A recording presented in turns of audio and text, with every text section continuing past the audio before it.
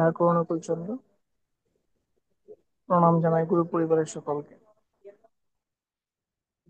আজকের এই আহ সুষ্ঠু সুন্দর মুহূর্তে সন্ধ্যাকালীন অনলাইন সৎসঙ্গে যারা উপস্থিত আছেন, ঠাকুর একনিষ্ঠ কর্মী, সুস্থ ব্রতধারী কর্মী, সকল দাদা এবং মায়েদের জানাই আনন্দিত জয়গুরু।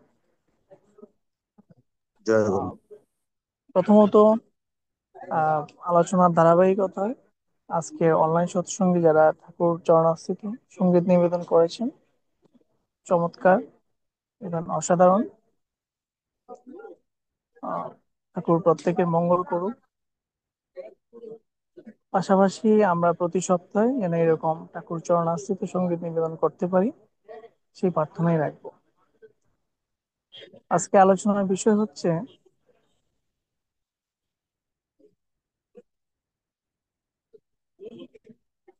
অহংকার করো না, জগতে হীন হয়ে থাকতে হবে।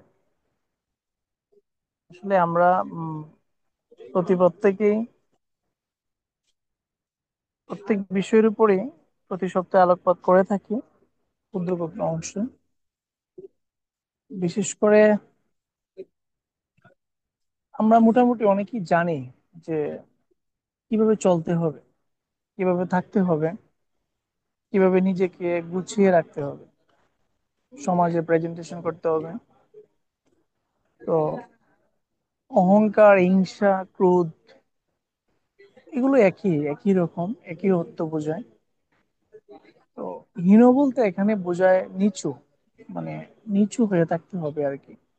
অর্থাৎ অহংকার করো না, তাহলে জগতে আসলে নিচু হয়ে থাকতে হবে। অহংকার বলতে আমরা মূলত, মানে অহংকারটা কোথায় থেকে আসে? যা চাই তার চেয়ে বেশি পাওয়ার থেকে আসতে পারে, অথবা সমাজে চলতে ফিরতে গিয়ে নিজের অবস্থান পরিবর্তনের প্রেক্ষিতে আসতে পারে, অথবা নিজের অবস্থানকে উত্তরোত্তর বৃদ্ধি করার প্রেক্ষিতে আসতে পারে। তো সকল সিচুয়েশনে যদি আমি মনে করি যে আমি পরম পিতার সন্তান, ইভেন জগতে চলার ক্ষেত্রে যা কিছুই হোক না কেন, ওনার ইচ্ছেই মঙ্গল। আমরা সমাজে অনেককে দেখে থাকি যারা খুব বিলাসবহুল জীবনযাপন করে থাকেন, বিলাসবহুল জীবনযাপন করে আসছে। আপনি দিন শেষে দেখবেন তাদের চলাফেরা, তাদের কথাবার্তা খুবই সাধারণ টাইপের।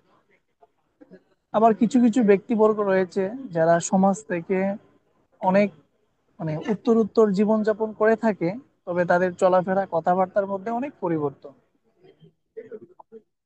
তো একজন ব্যক্তি ঠাকুর ঠাকুরকে প্রণাম করতে গিয়ে ঠাকুরকে বলেছিলেন যে ঠাকুর, এই জগৎ সংসারে আমি এবং আমরা এবং আমাদের সবাই বসবাস করি। আমি আজকে গরিব, চলতে পারি না, ফিরতে পারি না, রীতিমতো আপনার সেবাও করতে পারি না, কিন্তু আমারই সাথী ভাই, আমারই প্রতিবেশী, সে কিন্তু ঠাকুরের দীক্ষিত নয়, ঠাকুরের চরণাস্থিত নয়, কিন্তু সে বিশাল বড় বাড়ি, বিশাল বড় গাড়ি, বিশাল জীবনযাপন করতেছে। তো এই ভেদাভেদটা কিসের? আমি তো পরম পিতার সন্তান। তখন ঠাকুর একটু মুচকে হাসলেন, এসে বলতেছেন যে দেখ, যে লোকটি তোর প্রতিবেশী হিসেবে জীবনযাপন করছে বিলাসবহুল জীবন, সেই লোকটি হয়তোবা কোনো কারণ প্রেক্ষিতে আজকের তার অবস্থান, কিন্তু যখন তার সবকিছু শূন্য হয়ে যাবে, মানে কোনো এক সময় তো অবশ্যই হবে, সময়ের প্রয়োজনে, সময়ের সমীকরণে, তখন সে তার জীবনের কোনো অস্তিত্ব খুঁজে পাবে না। কিন্তু তুই তোর জীবনের অস্তিত্ব ঠিকই খুঁজে পাবি, কারণ তুই হচ্ছ পরম পিতার সন্তান।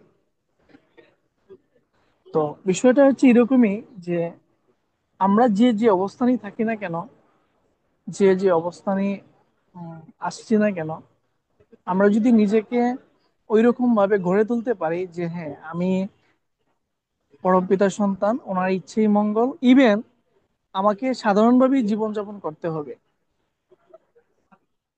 তাহলে কিন্তু অহংকার আসবে না, মনে ক্রোধ জন্মাবে না, রাগ আসবে না, পাশাপাশি সমাজে হীন হয়ে বাঁচতে হবে।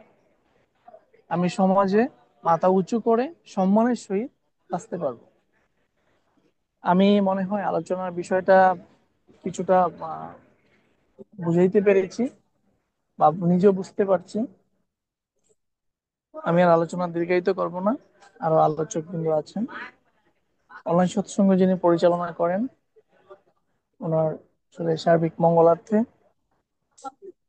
ইভেন অনলাইন সৎসঙ্গে যারা উপস্থিত আছেন প্রত্যেকের সার্বিক মঙ্গলার্থে, পাশাপাশি বিশ্বের প্রতিটি জীবের আশা এবং ভালোবাসা যেন পরম পিতার চরণাস্থিত হয়, সেই প্রার্থনা রেখে আজকে আলোচনা এখানেই সংক্ষিপ্ত সমাপ্ত করছি।